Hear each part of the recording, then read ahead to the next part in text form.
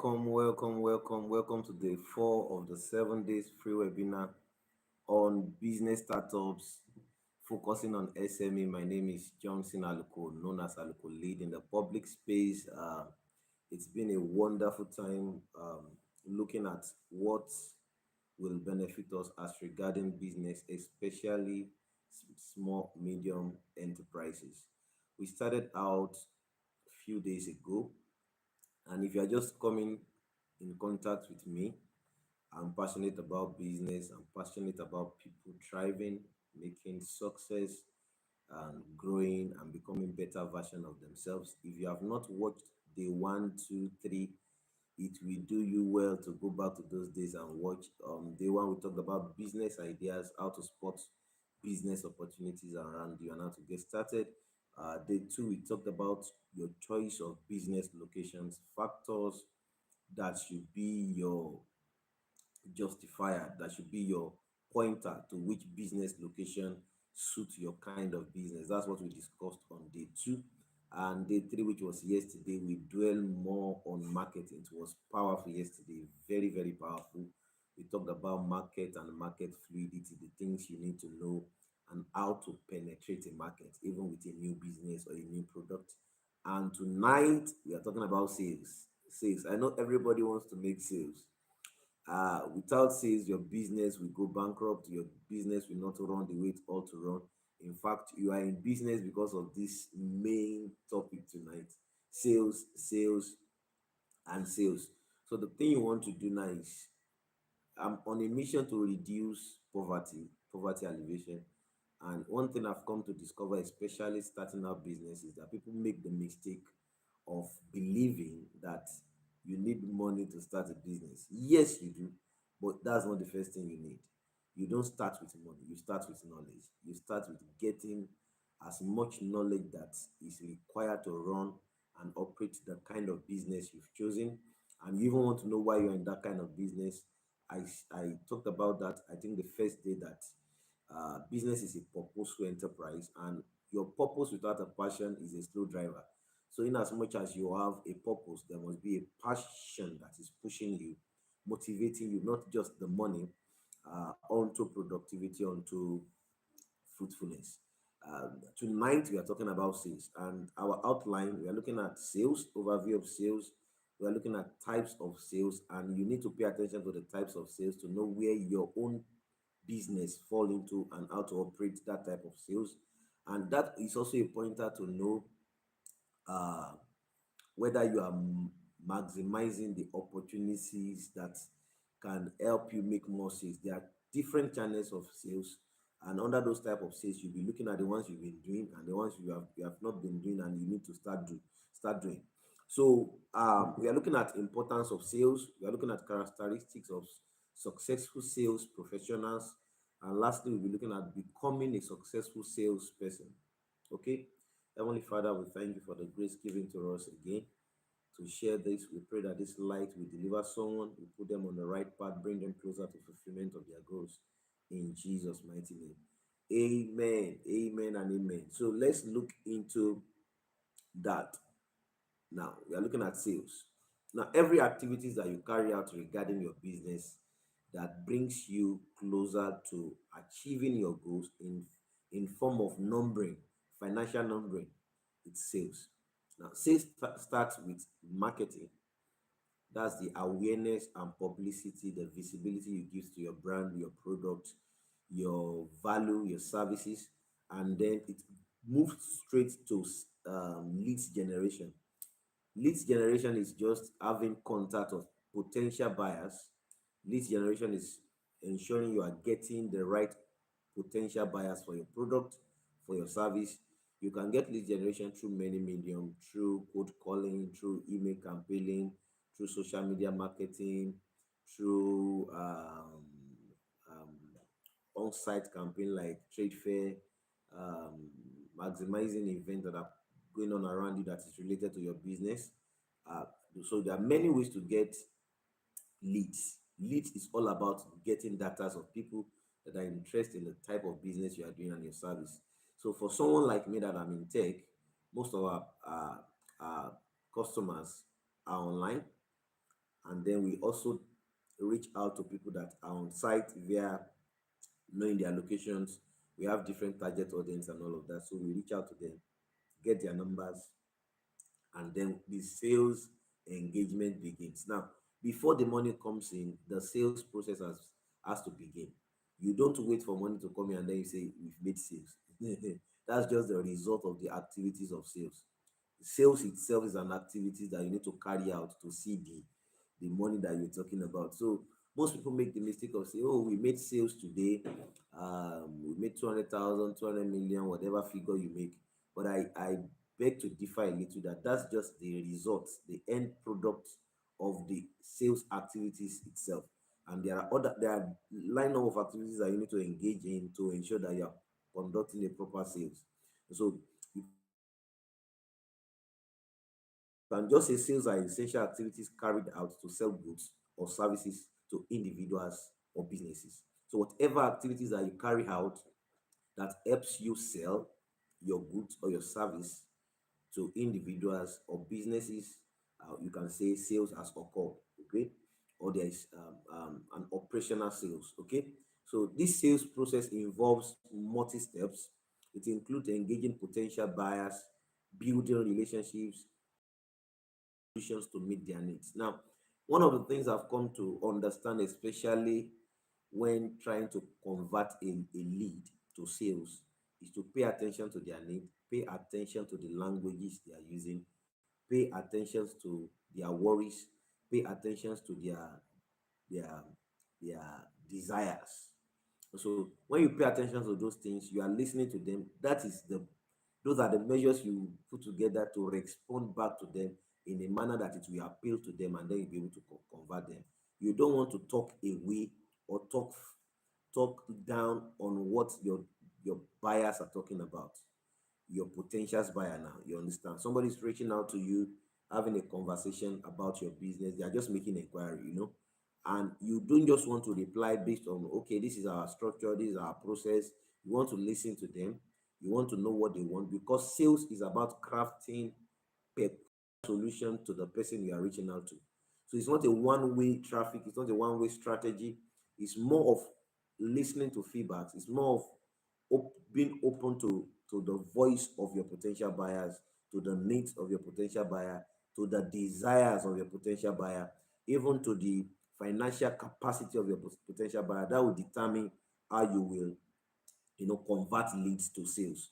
So sales is a process that involves many multiple steps, from your first contact when they make inquiry, or when they reach out to you through email, through call, through social media. From their first glance on your product or service and their decision to say, okay, let me reach out to this business, sales has begun. So sales is a process. Sales is a multi-step that you need to align, that you need to tailor out, highlight, and say these are the steps that we take in our sales process to convert every potential buyer to a customer. Okay, every potential buyer to a client, every potential buyer to a customer. So these are the things you need to look at.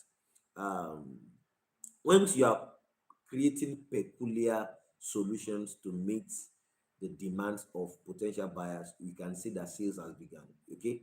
And then the ultimate closing of the deals generates revenue. So this is where people want. They want the generation of revenue, but the generation of revenue will not just come, is the end result of the activities, the processes of sales that you need to carry out. So I'll go straight into that's just holistically what sales entails, nothing more, nothing less. I will not go straight into types of sales. We have many types of sales, and you need to understand each and every one. We have the B2B. We call them B2B sales. To business sales is when your product or service is also servicing or value to another business. Now, it's not service or value to a final consumer, not a final customer, but another business. And I'm going to give you example. If what you are selling or what you are offering will also be used in process of engaging in business transaction for final consumers to make use of it, then it's a B2B. If I'm selling books to a school, and the school is selling in return to parents, which are the or students, which are the final users of these books, that's a B2B. If I'm selling a software to a company, and they are making use of that software for their own business operation, and their business operation is dependent on the software I'm giving to them, and without it, peradventure, they won't have much efficiency in carrying out their business operation. That is a B2B. We call it business to business. Business to business. That's the first one you want to look into. It involves transaction between two businesses. These deals are often complex. They are of high value because there's a lot of traffic in B2B businesses. You are not just reaching out to one person, you are reaching out to a business that's reaching out to many people. So it's of high value for both parties that are involved. It focuses on a long-term partnership. So it's not like, okay, I said to this person, I don't know when next this person is going to come and buy. It can take a month, it can take weeks, it can take a year before this person comes back. So for me to increase traffic in sales, I want to look into what are the businesses in town that will need my home business. Okay, if you are into poultry and you are selling chicken, you are selling eggs, you can as well sell to customers, which is B2C. I've done that before. I will look for end users, end consumers, but their decision is always uh you can't track it, you can't speculate, you can't work with it because it's not how do I put it now, it's not often. Their sales, their to buy from you or buy that particular product may not be often, but you want to look at people that sells that same product to end users that comes to them daily. So if you are selling chicken, and instead of you waiting to sell to one person, why not sell to frozen store? Frozen store has a distribution channel to meet the end user. So you are increasing traffic, and you are increasing sales. So that's B2B, and it's a long-term partnership. That's what you want to focus on. It's a strategy you can look into. A laundry person, instead of looking at ironing just one person, one family clothes, look for places whereby there's a large traffic, a business that require that volume, a company that you can, when you enter a company, an organization, you can target all of their workers, and then you are bringing those clothes back to that same venue, not just moving from A to Z to D to. So business to business sales is the first thing I'm talking about on that type of sales. Please consider it. The second one I want to consider tonight is B2C. It's called direct sales of product or services to individual consumers. So that's the second thing. Now, every B2B, the end, the tail end of the operation between B2B will always lead to a C, which is the consumer. Okay. So, as you are looking at B2B, you can also look at B2C. It doesn't mean that, okay, you're just going to focus on business to business. Of course, there's high traffic, there's long term partnership, there's high value return on that. You can increase sales easily with B2B, but you don't also want to neglect B2C, because there are some important characteristics of sales, which is building business relationship with consumers, with customers, and these people can give you referrals, they can give you recommendations, you understand. So you don't want to also let them go. So it's you selling directly your product and services to individual consumers. It is characterized by shorter sales cycles. So that was what I was trying to explain the other time, that when you are in a B2C sales strategy, it's always shorter. You don't know when next the person is coming to buy. Okay, you can't determine their purchasing decisions for them, but for B2B you can always determine, because they're in business. So they will have standards, they will have principles, they will have pressure. Yeah, there will be pressure on them to do business and make sales. So they are in the business too. So B2B is more uh, of long term, while B2C is more of shorter sales cycle. Also, you can see the characteristics of lower transaction value, reliance on brand and brand appeal, and emotional connections. So these are the characteristics of B2C. The third one is enterprise sales. Now, the large scale B2B sales targeting major corporation is what we call enterprise sales. Enterprise sales is larger, is bigger is when you have multiples of B2B, not just one under you, or working with you in partnership with you, and they are also connected to larger bodies. Okay, maybe you are doing national sales, selling within your nation, and you are connected to a B2B business within your nation, that cannot be referred to as an enterprise sales until you have multiples of them, and some of them, if not all of them, are connected to larger nations. So they are moving from, we are talking about exportation, this is where it comes in. We are talking about multinational companies that they have other smaller companies under them that still needs your service or product. So these are the things you are looking at under enterprises. Of course, starting out your business as a business startup may not, this strategy is the best suited for you. Your first standard strategy will be B2C, and then after B2C, you want to look into B2B.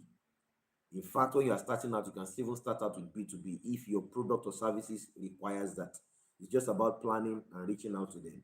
We have SaaS sales, SaaS. It's called software as a service sales. Now, this deals with people that are in tech, who build software products, and they are placing a subscription on it. Most of us, we are aware of this product, whether a web app, a mobile app, and they give you their services and value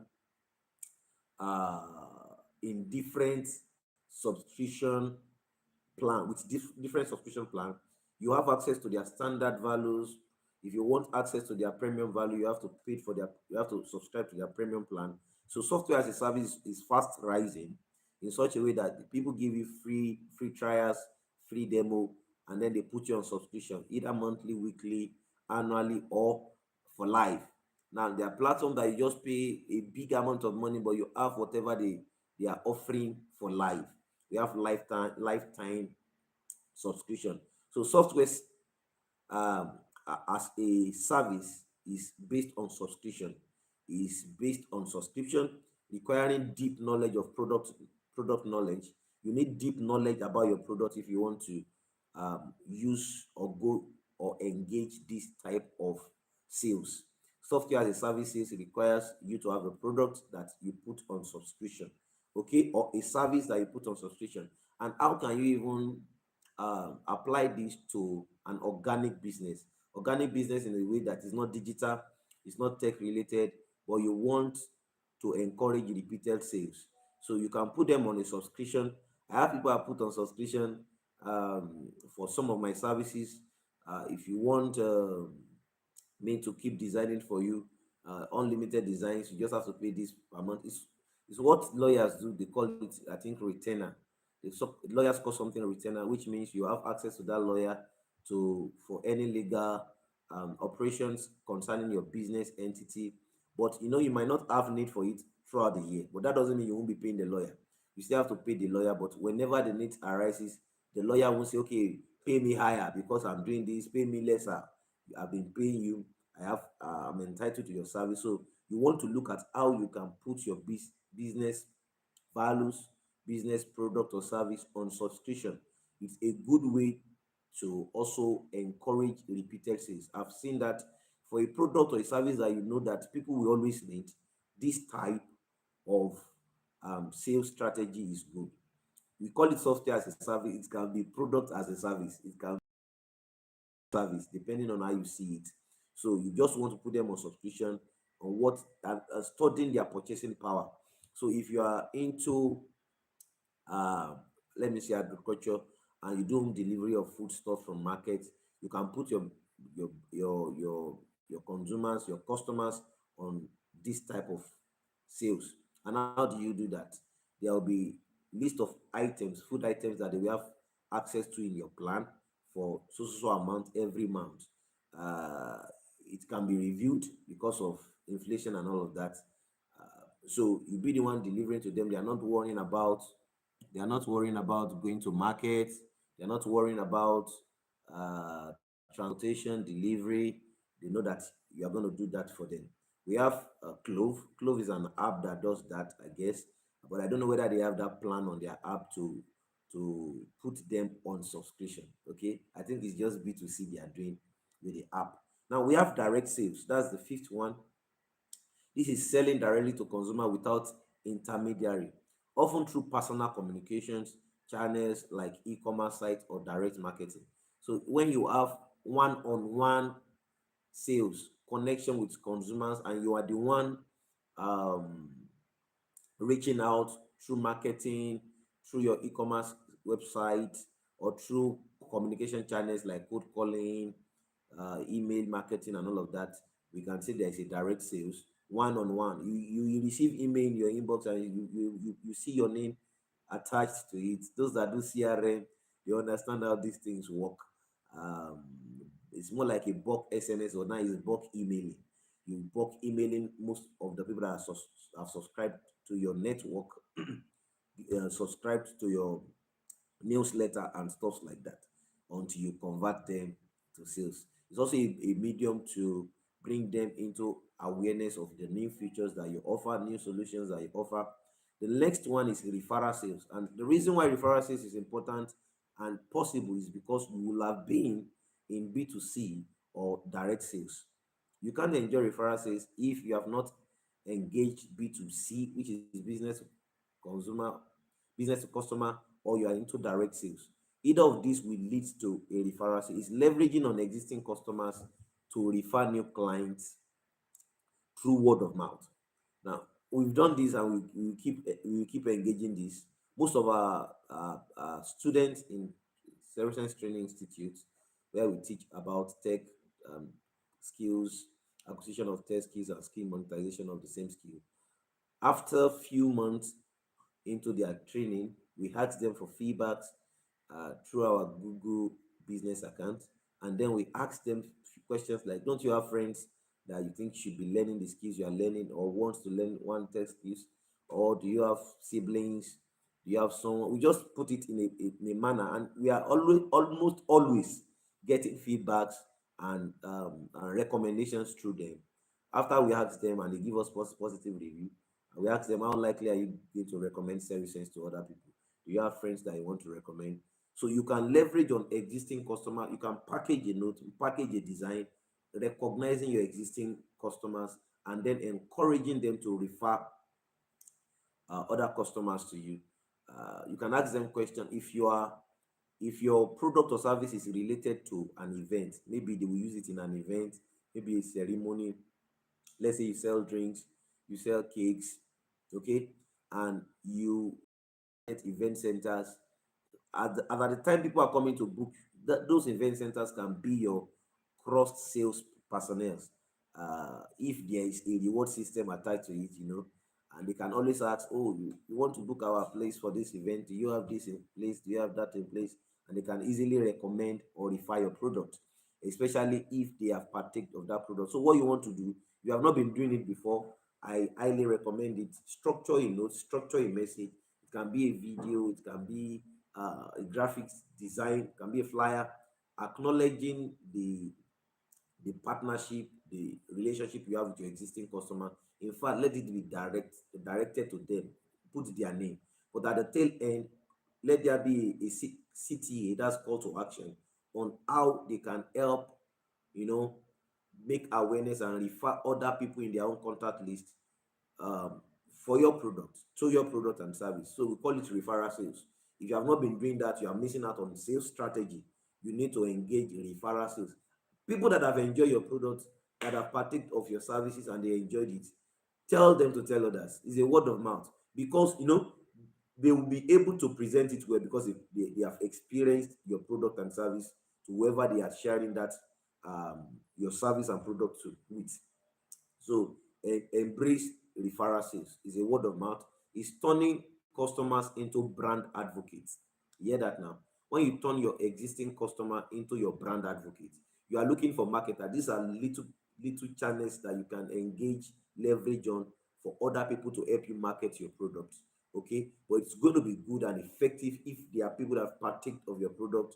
They will be able to share the testimony. Okay, and the next one is social sales. Now, social sales is just using social media platform. I talked about leveraging on technology yesterday. Today we are seeing it in sales. So social media is very important when it comes to sales strategy or types of sales. There are some of our students that they got our contact from Instagram, from Google. They search for training institute in Ilorin and we popped up because we are pushing content, creating content to target people like that, that we want to ask about. Okay, is there any place they are doing this in Ilorin? So if you have a service in a location, you want to create content in a manner that whoever search, we call it SEO, search engine optimization, that your content is optimized for the search engine in a manner that when they search, you pop out by using some keywords, researching into hashtags. And I'm going to give you an example. If you sell cotton, let me see, I'm looking at my house cotton now. You are selling cotton wherever you are and you have social media. Take the pictures of your cotton, go online, create an account, write a, we call it hard copy, or description. If you are not advertising, it's going to be your description. Inside that description, write the best cotton in your city. Then you put your city. If it is Akure, if it is Ilorin, if it is Lagos, if it's wherever, you put it there, and you ensure that you have some some hashtag that are being researched to point directly to you, like computer training school in Ilorin, baking academy in Ilorin, food vendor in Ilorin, or food vendor near me. You know, some people just go online and search uh, food vendor near me, bookseller near me, Mesuya near me. I don't see Mesuya could do social media ads anyway. Do you understand? But if you are going to leverage on that, then you have to be good at crafting content that will redirect people to you. Okay, that will redirect people to you. Um, Excuse me, I have to do something briefly. Baby, please let me confirm if the program is going on in YCF.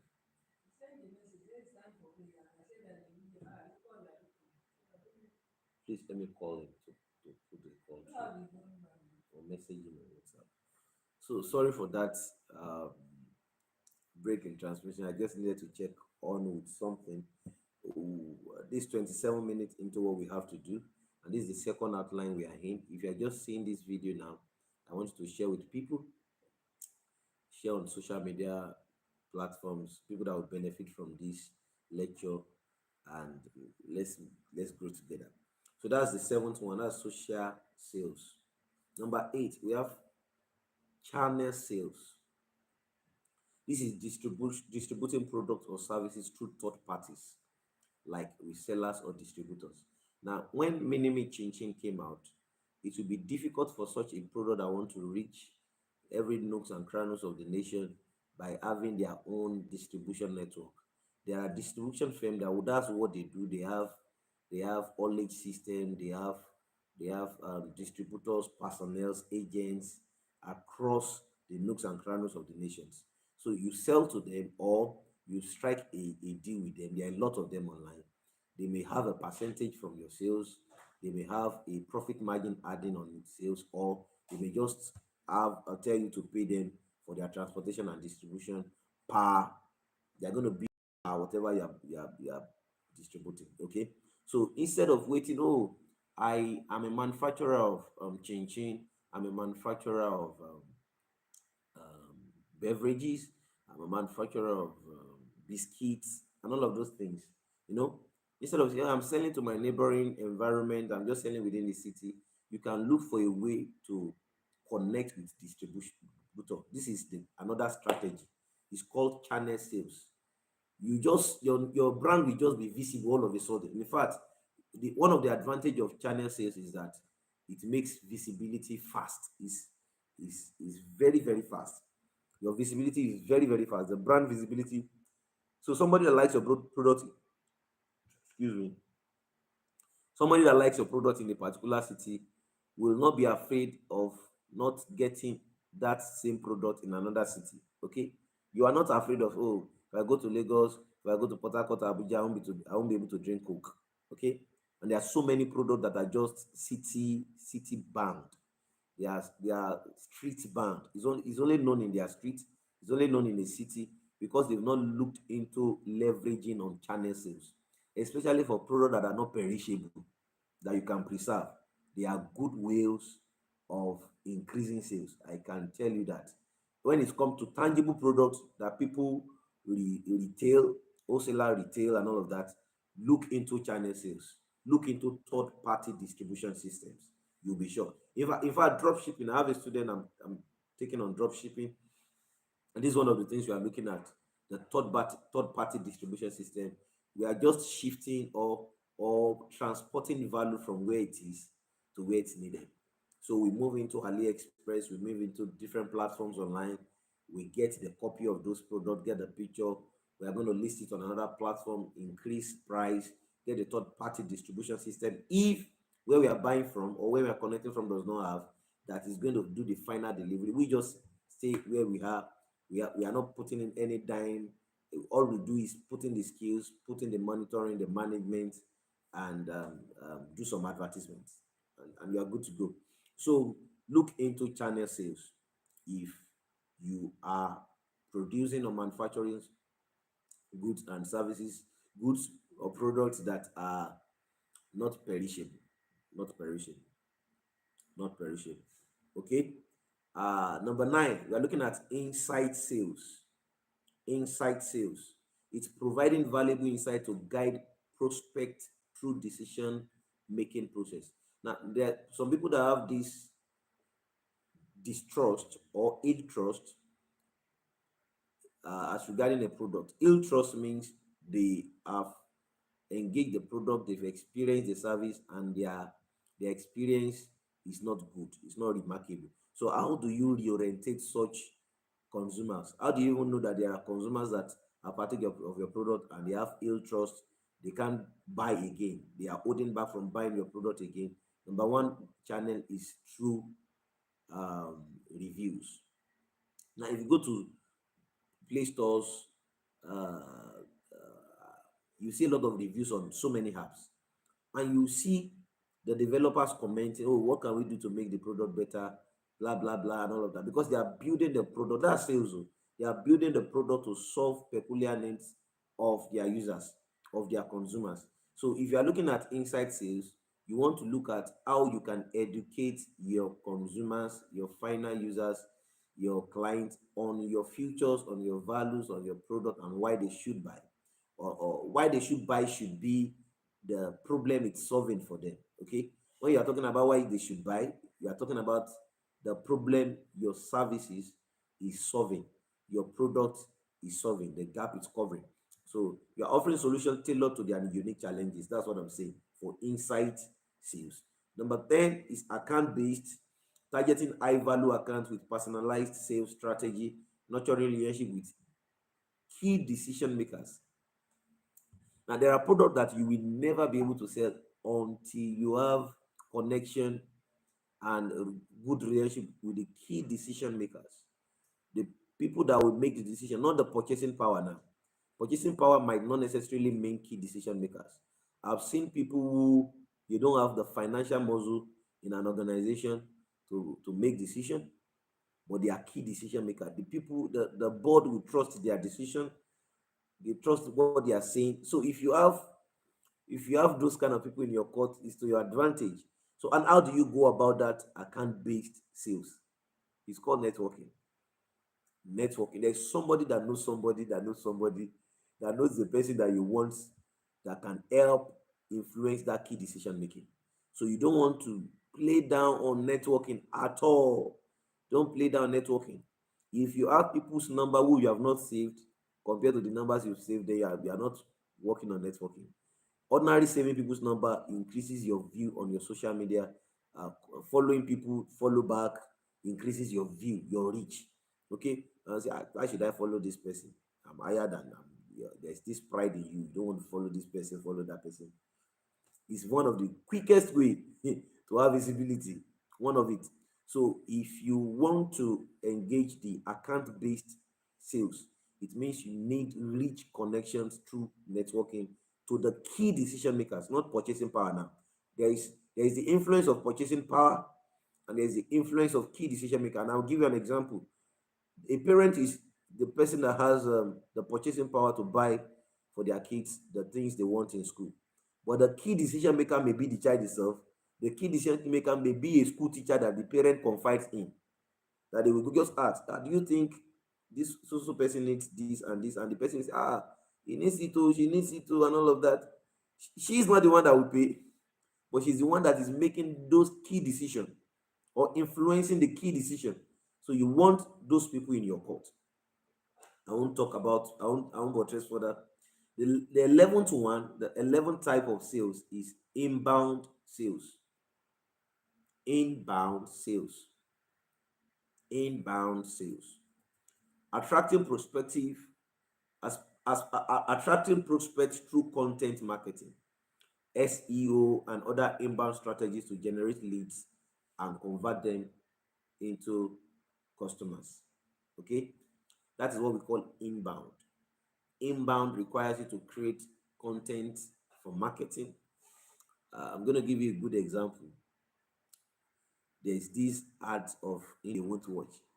I'm talking about in drive marketing strategy, one of their videos that is going viral now. And they use a concept of a man entering a car, a luxurious car, but his village people were monitoring him.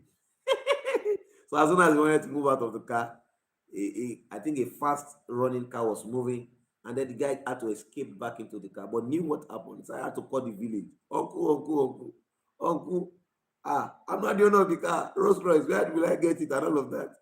So the uncle was like, okay, mind yourself, we don't buy Rolls Royce in our house. As devilish as that content look, as evil painting, because I can't imagine that someone would not want me to have such a luxurious, peaceful life. And you will be able to tell that there's nothing you can do. It's so pathetic to be powerless, you know. I'm not preaching anyway. But what I wanted to point out from that art is that it's very engaging, and it's also promoting their brand visibility. Now, people will do anything to be visible online. As a believer, I don't subscribe to you doing just anything that is below the standard of Christ and illegitimate. Do legitimate things and do things that are within the standard of the kingdom. Okay, so but you want to look at inbound sales, inbound strategies to generate leads, convert them into customers. So leads comes before you convert. Leads generation is just getting as much contact bio personnel of potential customers, of prospects, that you can then later follow up via cold calling, via direct call, emailing, and all that, insight, and then you convert them.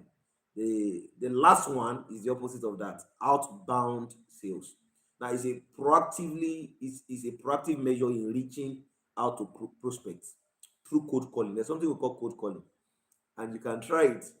Peradventure you have 1,000 people on your phone. There are people that are specialized in cold calling. These are people that most fintech apps, especially the one that has to do with borrowing money, loaning money, and all of that. These are the people they hire. The people that they won't even wait for you to give them response. It's called cold calling. So they call you, they have a script they are saying, and they go on with it. Hello, we are calling you from so, blah blah blah blah blah blah blah. And they are just hitting the point. They are just hitting the point. It's an aspect of cold calling. For inside sales or direct sales, when you are doing the calling, you are waiting for response. For cold calling, most times you are not waiting for response. Okay, so it's a direct communication method to generate leads and close sales. Okay, now I'll talk about the importance of sales. Why is sales important? I don't know.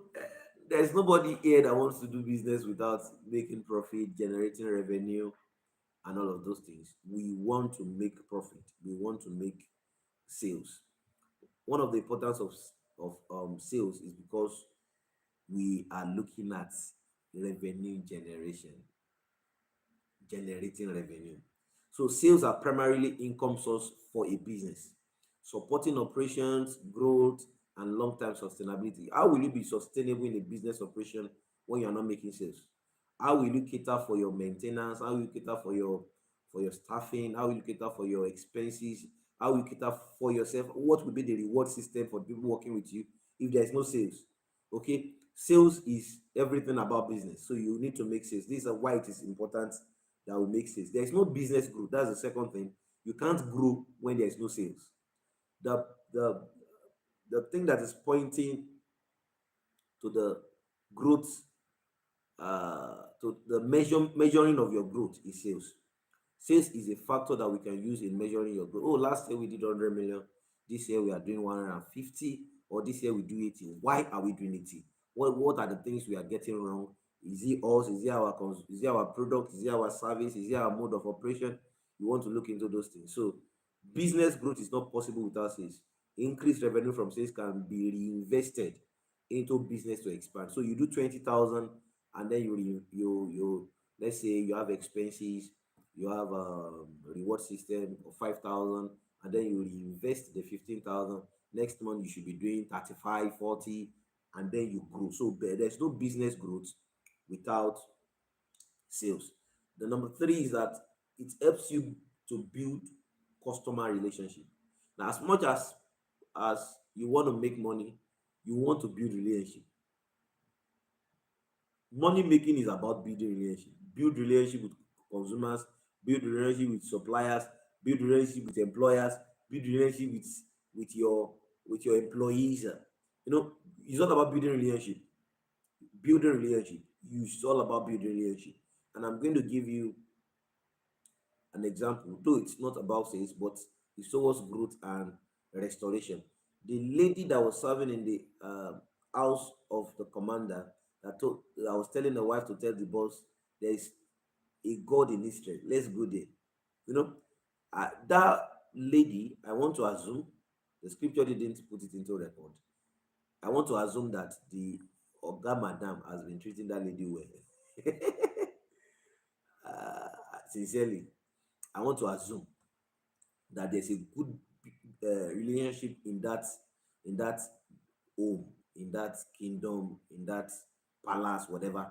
Before the lady will not say, "Oh, they've been treating me well, though I'm a slave here, but I don't like the way I'm seeing my oga." There is some a God in Israel that can heal him. So connect the dots. How possible is it that a slave knows the solution to the problem of the owner of the house?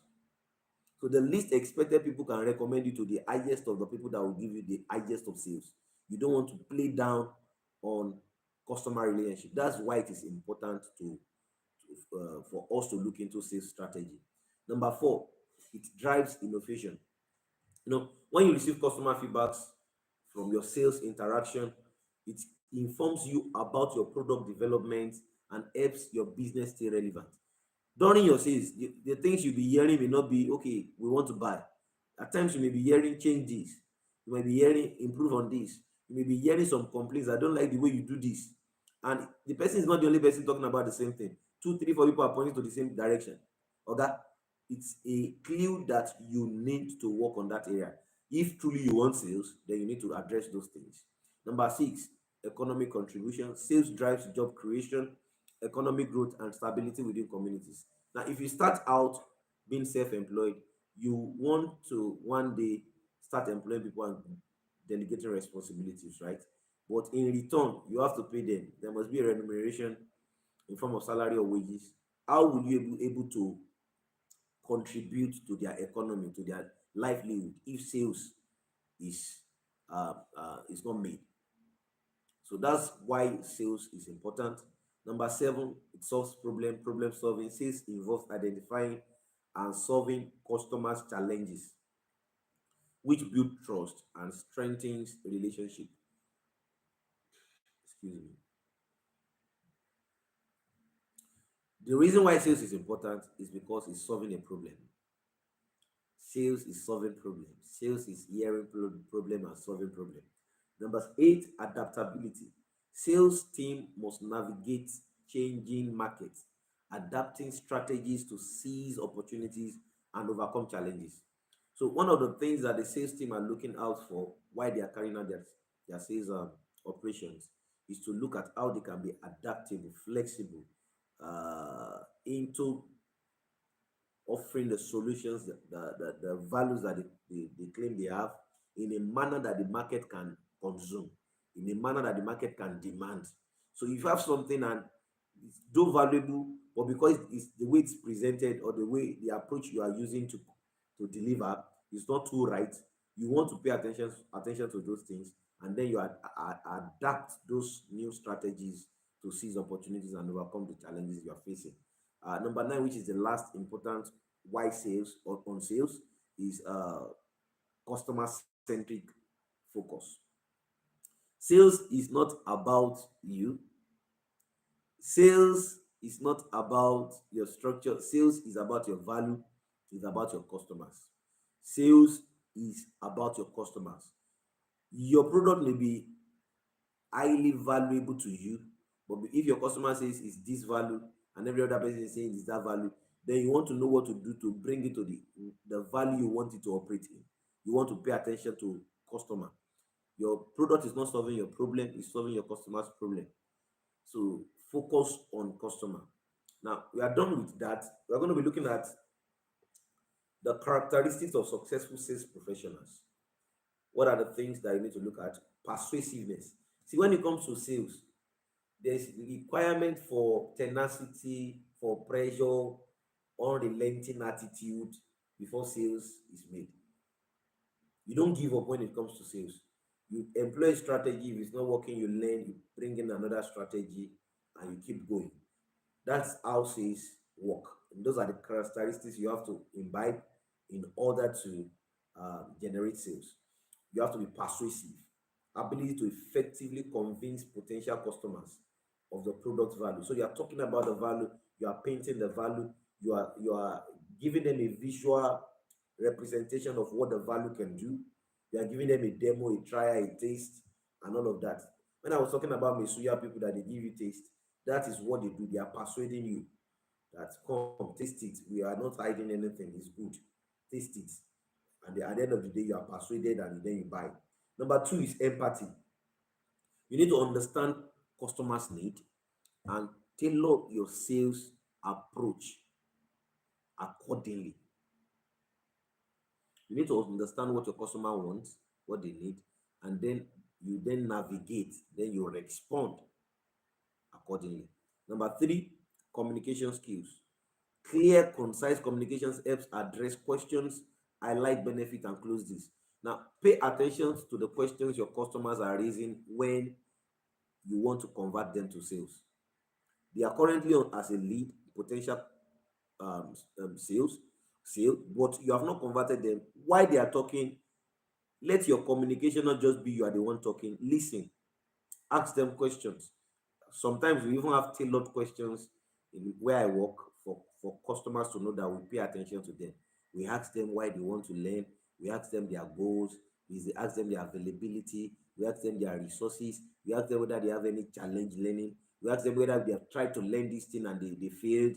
We have them all manner of preset questions just to get them in that smooth conversation of okay, build trust with us. You are convinced that we are interested in your growth, in your progress, in your success. So in your communication skill, ensure you are paying attention to their questions, highlighting the benefit of your product and services before you close deal. Number four, persistency. Sales often involve rejection. Not all sales conversation will lead to sales. Not all leads conversation will lead to sale. It's not everybody that walks into your store will buy. But whether they will buy or not is mostly dependent on how persistent you are. You might even ask questions like, "Oh, supermarket like Shoprite, is there anybody that is just on my neck persuading me that is persistent?" No, but the place is structured in a way that you can easily navigate, you can easily interact, you can easily have an overview of what you want to buy. Okay, I've seen a mini mart, a small mini mart where you walk in, you have to carry what you want to buy, you have to go to the counter and ask the person, how much is this? There's no price tag, there's no description, there's nothing. They just scattered everything on the shelf and they expect you to bring it. When you get there and the money that is with you is not enough to buy that thing, you have to go and drop it. So you can you can compare that with a structured organization like what is it called, Shoprite. So but in sales there is persistency. You must persist. Sales involve resilience, is a key to overcoming obstacles. In sales, people will say no. People will say no many times before they say yes. They may want to say no, but you have to persist to help them say yes. So Number five, product knowledge. This product knowledge, I'll talk about it in two ways. In-depth understanding of the product or service that builds trust and credibility. Now, if you as a salesperson, you don't understand the product you are selling, how will you be able to convince the person you want to sell the product to that they should buy? You don't know the value, you don't know the benefit, you don't know the highlights, you don't know the limit, you don't know the manual, the guidelines. It's as if you go to a pharmacy and the pharmacist does not know what the drug you are asking for do or does. You understand what I'm saying? So and then the person is just beating around the bushes before your very eyes. The person is checking Google. Certified pharmacist. You know, whatever they prescribe, you don't want to use it. There is no trust, there is no credibility. But when you meet with people that are knowledgeable about the product they are offering, you you sense trust, you sense credibility. Okay, so you want to know, go into product knowledge. Then of course, number six, adaptability, and number seven, honesty and integrity. Ethical behavior is crucial for building long-term customer relationship. Ensure you are not deceiving people, ensure you are truthful, ensure you are honest, stand for integrity no matter what. Number eight, let it be goal. When you want to make sales, look at the goal that the person you are trying to sell to have, and then paint your product and services in a manner that it helps them to achieve that goal. That's why we say we sell emotions most times. People that are in fashion and you are fashion industry and you are into maybe clothes making, brand making, and you want to increase price, you want to know the goal. Where are you wearing this clothes to? How will you feel when you enter that party? Rather than say this clothes is wood. Your customer does not pay attention to all of those things. They pay attention to, oh, it's going to make me look fine, it's going to make me look elegant, it's going to make me look bold, it's going to bring all eyes on me and all of that. Those are the things they pay attention to. So you want to know their goal. It is their goal that you can use as a strategy to convert them. So focus on cost and also be resilient. Now the last thing we're going to look at tonight is becoming a successful salesperson. Now I'm going to share this. It's a very, very funny one. And I noticed that reaction on the face of my coworker at work. There was a business that came in with clients, and I was not around. They have agreed that they will do the deal for, I think, a million on 1.2 or 1.3 or 1.5 thereabout. And when I came back the following day, I met with the client and I was able to renegotiate to 5 million. So when I was sharing with my coworker that what you agree for 1.5, the person, he didn't talk, but I saw the reaction. Oh, wow, wow. But what is it that I did that was special? I was just paying attention. The person was talking, I was listening. Okay, this person is outsourcing. The person has urgency. There's a time schedule for the delivery for the work he cannot do, and we have to help him do it.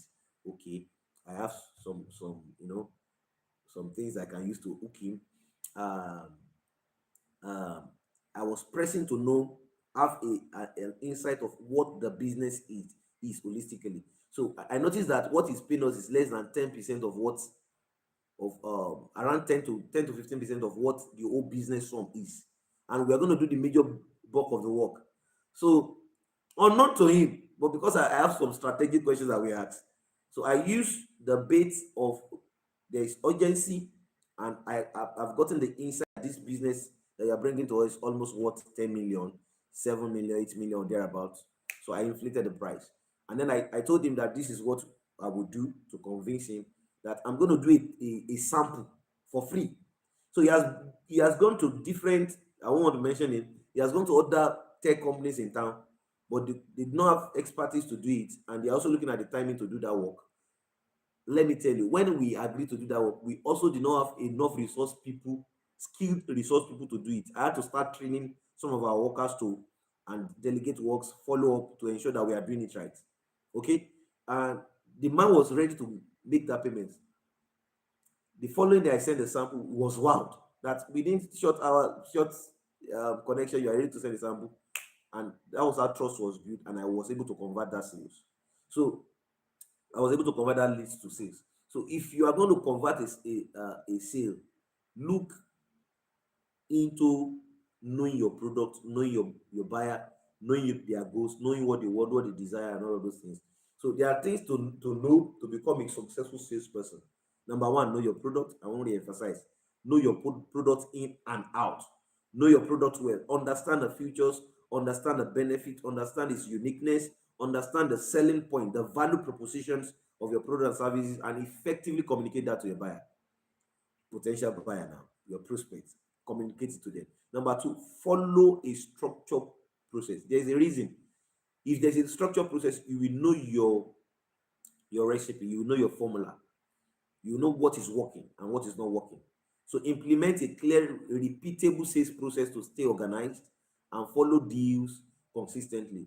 If there's a way you take money in, make payment structure, oh, you have to pay 50, pay 70, pay 30. If they are paying 30%, what they will have access to. If they are paying 20%, what they will have access to. Some of your services requires you to have money for raw material. And some of you are afraid to request for 50% upfront.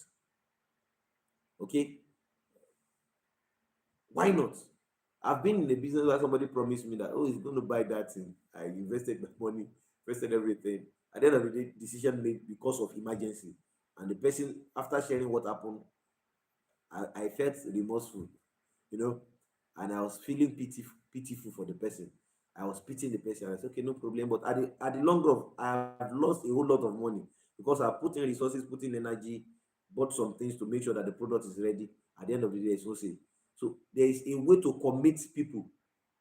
When we say I'll give you an example. One of our courses runs for let me see 250,000, and average Nigeria will not be able to drop 250,000 naira, especially our target audience, which are students. They will not be able to drop it at once, except they are coming from a very rich family. So what we do is that we create installment payment plan. We divide it based on the cost and the tuition. So you can have all of these things structured into your sales process. Let it be structured. Number three, understand your audience. I've talked about that. Understand what they want, understand their need, then tailor your sales and sales pitch to resonate with those specific needs and benefits and values they want, the problem you want solved. So understand them. Number four, develop people skill. Develop people skill. Own your skills. Listen actively. Don't be a passive listener when sales is going on. Listen actively. Pay attention to what that person is saying so that you can know what to say that they will want to hear. So sales conversion is all about saying what the person that wants to buy wants to hear, showing them what they want to see, describing what they want to feel. These are the things you want to look into. Develop people skill. Ensure you are people focused, not yourself focused, not your product focused. Your product is there, but the people that wants to buy the product matters. So you want to develop people skills. Own the skills like active listening, empathy, clear communication to build rapport and trust. When somebody is feeling remorseful or feeling down, that's not the best time to say, yeah, come and buy. Feel remorseful. Let there be empathy. You know, be in their shoes. Let them know you are with them. That's what I'm saying. Then number five, stay composed and authentic. Let me give you a good example. If you don't know what to say, buy time. It's not bad to buy time. Buy time. Tell them to give you till tomorrow for you to feed them back. There is nobody pressurizing you to give a response immediately because you are in it. If I don't talk, I will lose them. Of course, there are businesses that if you don't respond on time, you will lose them because as they are messaging you, they are messaging others, especially for freelancers, solopreneurs, online vendors. As they are trying to reach you, they are trying to reach others. So you want to first have conversation with them. But if there is anything they are asking and it seems as if they are pressurizing you to give them answer immediately, at times they have those answers. Let me give you an example. They might have compared the prices of that product and they notice that your own price is cheaper. So they are telling you, oh, can you bring it tomorrow? Can I pay now? Calm down. You to go and learn from the market. Know what the current market price is. Don't be under pressure to answer immediately. When Daniel noticed that the king is about to kill the wise men in his place in the city. He told um, the king, I think the king manager, whatever, butler, whatever, says, please tell the king to give us time. And during that time, he was not just sleeping, he was consulting God to get the solutions to the dream of the king. So that's what I'm saying. Buy time. When you don't have answer, don't rush to give answer. Buy time. Buy time. Tell them, oh, give me till tomorrow, I'm going to respond. Give me 20 minutes, I'll be back. Give me 10 minutes. Can you stay 5 minutes in the reception while you go in? You get your things in order. So you will stay composed and then you'll be authentic. Then focus on customers' need. Set clear next steps. So if you should have a jotter or a note, not just in your head. This I'm telling you, I just started practicing it not quite long, where you will write the current position you are on with a particular lead. If the person is about to make decision, you put them into categories, tabular format. Interested, not interested, very interested, strongly interested, all of those things. So you know who is about to be converted, and then you follow up, and then you can pick up your conversation from where they are. And with those notes, you can always look at them and say, oh, we discussed yesterday, we need to discuss today. Um, so you need to practice that setting clear next step. Number 8, find enjoyment in selling. You know, this guy that is shouting online now, meat pie, meat pie, now wow. If you know that guy, the sales strategy of that guy is that he finds enjoyment in selling what he's selling. Oh wow! Now wow! That guy that is trending online, that is hawking meat pie, the distinguishing factor between himself. I'm talking about this guy in Nigeria now. If you're not watching from Nigeria, you won't understand. Or if you check online, you see him. The distinguishing factor between himself and other competitors, similar sellers of the same product, is that he found enjoyment in selling what he's selling. You can't frown and sell. Let your customers and consumers know that this thing you are doing, you are finding fulfillment and you are joy filled doing it. It's something you are going extra mile for and you're not feeling tired of. Let them see that joy, let them see that gladness of heart. Find enjoyment in what you are selling. Okay, it's a strategy. Find enjoyment in what you are selling. Embrace the sales process. Find satisfaction in engaging with customers. Don't be in hurry to move out of conversation. Customer is talking to you, asking questions. Ah, your question is too much. Can't you make it shorter? What do you want? Just tell me what you want. It's there. Yeah, pick it and go. Ah, you are just disturbing me. They won't come next time. They will. They will not patronize you the next time. So find enjoyment in your sales process.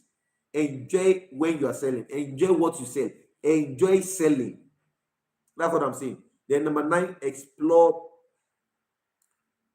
prospective challenges. There are things that will challenge you in your sales process. I will give you instance. For me, I'm learning new skills. I'm under motivation to learning because there are people waiting to learn from me as well. So I will put myself under that discipline to learn new skills because the field I'm in is ever evolving. I'm in tech, and tech is not static. In fact, tech is always on the move. On the move. What you know yesterday might not hold water today. So you need to keep learning. You need to keep learning. I was using one of my softwares, Figma, as a UI UX designer. Uh, you always see new new features. They tell you there's new features, update on the next launch or update now. And many other products, if you are a developer, you will see different libraries, different frameworks, version 5.2. Every product has upgrade, so you need to keep up with those challenges, those new insights, those new knowledge. So explore prospective challenges. Explore terrains that can be a little bit challenging but as prospect. Don't say, this is the only thing we do. We can't do the other things. You are running cyber cafe all this while. You can't go into print press. The other things you can do that are in the same line, but you are afraid of moving out of your comfort zone. And comfort and growth does not coexist. Let me say that again. Comfort and growth, they never coexist. If you want to grow, you will not feel comfortable. If you are feeling too much more comfortability, you have stopped growing. Go and take it. You have stopped growing. I'm not saying your business, I'm saying yourself as a person now. You have stopped growing. And if you stop growing and you are the one managing a business, running a business, most likely the business will be affected, because your business will always also grow to the not to the level at which you've grown. Okay, so always explore prospect challenges. Number 10, which is the last one, ask insightful questions. Ask, like my youth president will say, ask intelligent questions. If all is well, why am I like this? If I've been doing everything right, what is, ask meaningful questions. What do you want? How should we serve you? How can we serve you? What can we improve upon that will lead to deeper insight, and then we generate sales? So these are the things you want to look into. To wrap up, as a manner of conclusion, sales is essential for growth, driving revenue, fostering relationship, supporting long-term growth. Uh, if you don't master sales, you will never master increase. You will never master scaling height. You need to master sales for you to, drive innovation, drive growth. Sales is very important. So look at those things we talked about. If you missed yesterday video, go and check it. Tomorrow there's going to be another video. We are going to be talking about the legal structure for a business startup tomorrow. So if you don't know the legal aspect of your business, you need to know the legal structuring of your business, what the legal aspect demands of you to operate in your business terrain. My name is still Aluko Johnson, and God bless Nigeria. Stay productive, and see you at the next one. Bye. Bye bye. Coming. Bye. Bye. Bye. Bye. Bye.